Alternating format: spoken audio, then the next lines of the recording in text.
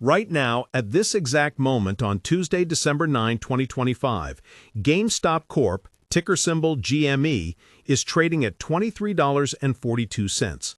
We are looking at a very specific, almost eerie kind of price action today. The stock opened this morning at $23.25, dipped briefly into the red, and has since clawed its way back up to sit just about 0.25% green for the day. That is a movement of roughly 6 cents. On the surface, that sounds like nothing. It looks like a flat day. It looks like the market has gone to sleep. But if you have been in this game for more than 5 minutes, you know exactly what this is. This isn't silence. This is the deep breath before the plunge. This is the calm before the storm. Because the market knows precisely what is coming after the closing bell today. The expectation right now, the story that the broader financial media is trying to sell you, is that GameStop is just a legacy retailer holding on for dear life, drifting sideways until it slowly fades into irrelevance. You will hear chatter about shrinking footprints and digital downloads killing physical discs. That is the safe, comfortable narrative. But the reality is significantly more aggressive and much more dangerous for anyone betting against this company. The reality is that we are hours away from a Q3 earnings report that could fundamentally validate a strategy that has been executing in the shadows for the last 18 months. We are not just looking at a video game store anymore. We are looking at a holding company that has been quietly fortifying its balance sheet with assets that have nothing to do with selling used consoles. The expectation is retail decline.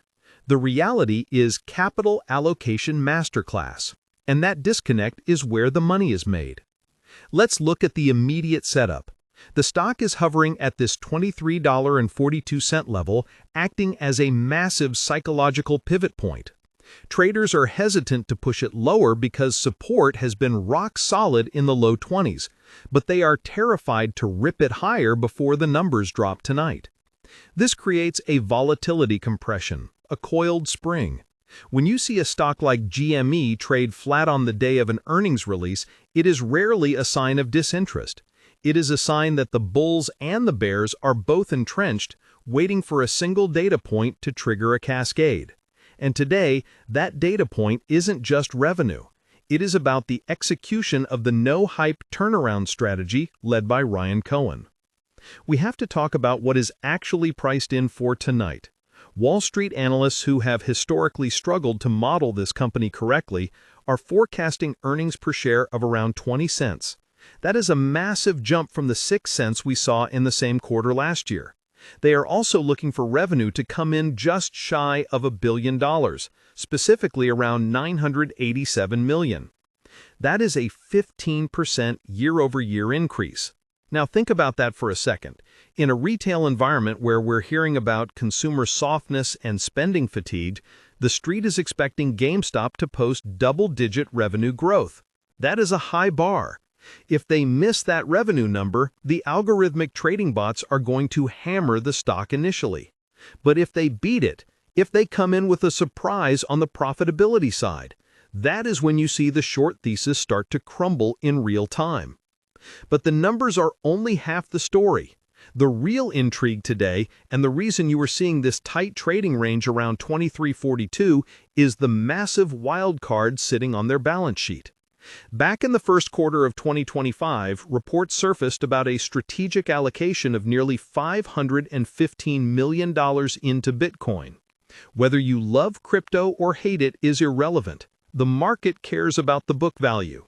With Bitcoin's performance over the last 6 months, that investment isn't just a hedge anymore, it is a potential earnings driver that has nothing to do with selling video games. If GameStop marks that asset to market, or if they announce they have increased that position, the company suddenly starts looking less like a retailer and more like a high-risk, high-reward investment vehicle. This is what the bears are terrified of. They know how to short a dying mall store. They do not know how to short a company that operates like a closed-end fund with a retail arm attached. This brings us to the broader market context. We also had the JOLTS job report come out, adding another layer to the complexity of the macro environment. The labor market is showing signs of cooling, which typically makes investors flee from consumer discretionary stocks. Yet GME is holding green. Why? Because the core investor base for this stock doesn't behave like a typical institutional algorithm. They aren't selling because Jerome Powell hints at interest rates. They are holding because they are betting on an idiosyncratic risk, a specific corporate transformation that defies macro headwinds. When you look at the flow today, it's not just retail buy orders. We have seen institutional activity like Flow Traders USL LLC stepping in recently to purchase positions. When proprietary trading firms start accumulating shares ahead of an event, they are betting on volatility, sure, but they are also hedging against a move that could blow out the top side of the chart.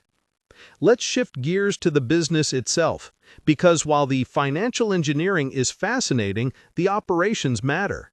The company you see today is drastically different from the one that was struggling 5 years ago. The shift has been brutal but necessary. They have closed underperforming stores, yes, but look at what they've replaced them with. The focus has pivoted aggressively towards high-margin collectibles and the Trade Anything model. Just recently, we saw the launch of the Trade Anything Day promotion. This isn't just a marketing gimmick. It is a signal that GameStop is trying to corner the secondary market for geek culture, not just games, but trading cards, graded comics, and high-end figures. The margin on a sealed video game is razor thin. The margin on a graded trading card or a pre-owned collectible is significantly higher. By positioning themselves as the liquidity provider for the collectibles market, they are leveraging their physical footprint in a way that Amazon cannot replicate. You can't walk into an Amazon warehouse and trade in a stack of Pokemon cards for instant credit. You can do that at GameStop. That is a competitive moat. And we need to discuss the digital side. For years, the argument has been that digital downloads would bankrupt this company. And yet, here we are in late 2025, and they are still standing. Why? Because the transition hasn't been linear. There is still a massive market for physical media, and more importantly, GameStop has been quietly building out their digital presence. We are not just talking about an online store, we are talking about the integration of Web3 gaming elements and partnerships that leverage their massive user base. While other companies shouted about the metaverse and burned billions, GameStop kept its head down, cut costs, and focused on profitability. That discipline is rare. In a market that rewards efficiency, a company with no debt and a pile of cash is a dangerous thing to bet against. Now pause for a moment and look at the chart again. We are still sitting right around that 2340 level. The volume is starting to tick up slightly as we get closer to the afternoon session. This is where the smart money starts positioning. You might see some stop-loss hunting, quick dips to flush out the weak hands before the close. If you are watching the L2 data, pay attention to the bid sizes. If you see large block orders sitting just below the current price, that's institutional support. They are waiting to catch any panic selling. Conversely, if you see walls of sell orders stacking up at $24, that is the resistance we need to break to trigger a momentum run.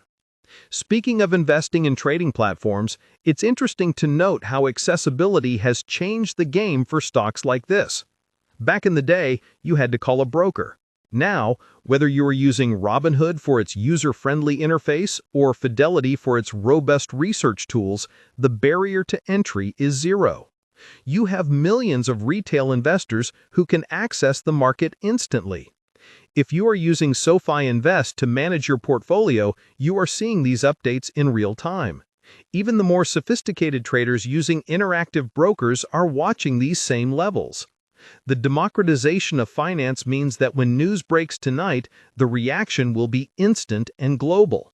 It won't just be Wall Street reacting, it will be Tokyo, London, and every retail trader with a smartphone. This amplifies the volatility.